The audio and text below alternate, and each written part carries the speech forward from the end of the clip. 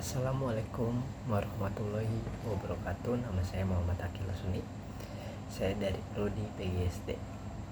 Saya ingin menjelaskan tentang entomologi, epistemologi, dan aksiologi. Esensi murni dari ketiga pilar tersebut memang merupakan tritunggal yang membangun fondasi utama dalam filsafat ilmu. Ketertarikan ketiganya sebagai fondasi utama filsafat ilmu.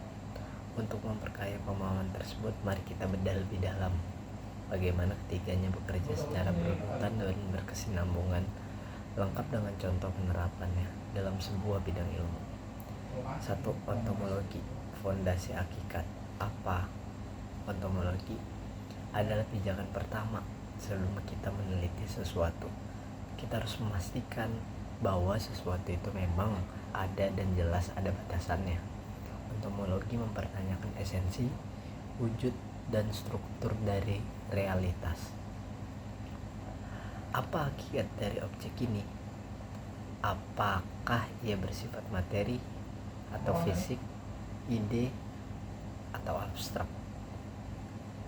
Contoh dalam ilmu ekonomi, objek kajian bukanlah uang secara fisik, melainkan hakikat perilaku manusia dalam mengalokasikan sumber daya yang terbatas untuk memenuhi kebutuhan yang tidak terbatas. Yang kedua,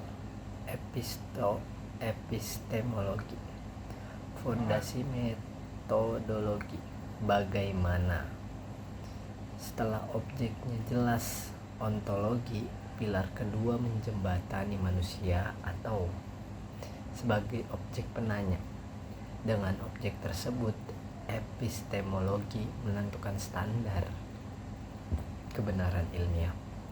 Tanpa epistemologi yang ketat, sebuah pengetahuan hanya akan menjadi asumsi atau pseudoscience.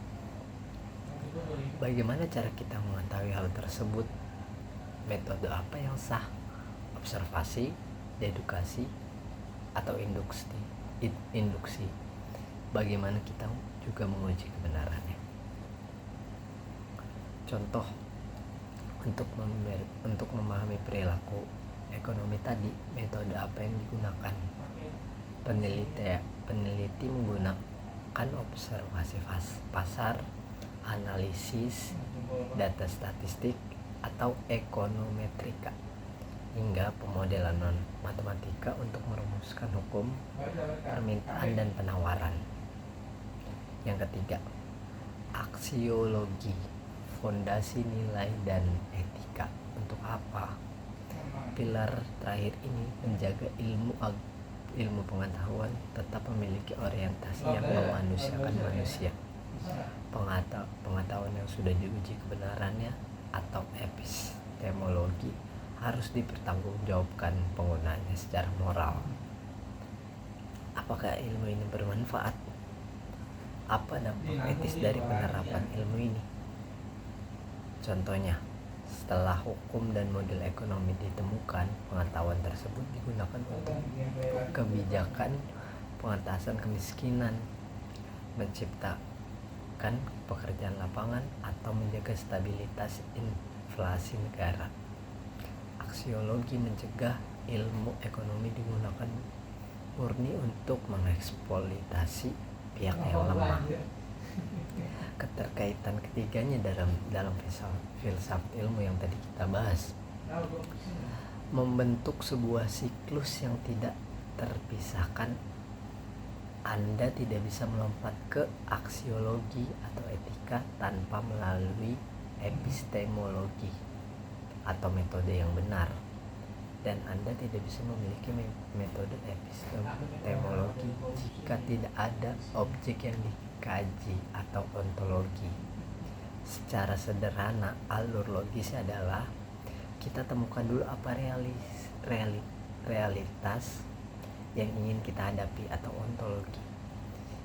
Yang kedua, kita cari tahu bagaimana cara menangkap dan menguji kebenaran realitas tersebut dengan metodologi yang valid atau epistemologi. Yang ketiga, setelah kebenarannya dipegang, kita tentukan apa kebenaran tersebut diaplikasikan demi kebaikan peradaban atau aksiologi. Jika salah satu pilar ini hilang atau goyah, sebuah ilmu bisa menjadi tidak relevan, tidak bisa dibuktikan, atau bahkan tidak destruktif dan berbahaya bagi kemanusiaan. Misalnya, penemuan teknologi nuklir tanpa batasan aksiologi. Sekian dari saya. Wassalamualaikum warahmatullahi wabarakatuh.